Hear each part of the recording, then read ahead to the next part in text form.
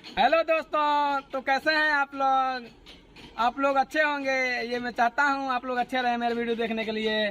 अगर हमारा वीडियो आपको पसंद आया तो उसको लाइक, सब्सक्राइब एंड शेयर कीजिएगा। ऐसे ही वीडियो में अगले वीडियो में हम मिलना चाहते हैं। धन्यवाद।